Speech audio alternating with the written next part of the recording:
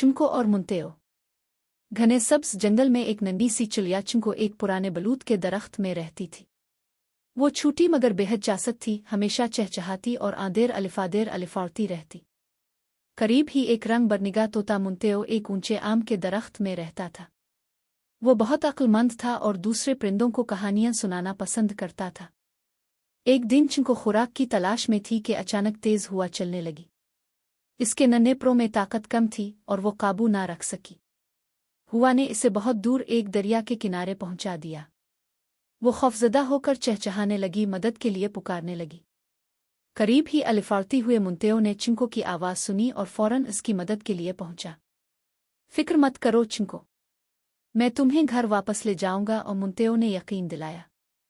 इसने चिंको को जंगल के रास्ते दिखाए और याद रखने वाले निशानात सिखाए ताकि वो दोबारा ना भटके।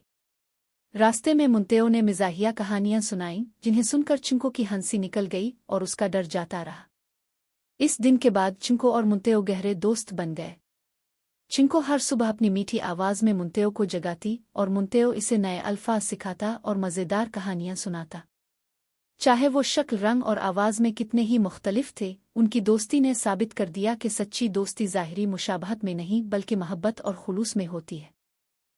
चैनल को सब्सक्राइब करें और बेल आइकन दबाएं ताकि आप हमारी आने वाली वीडियोस को कभी ना छोड़ें।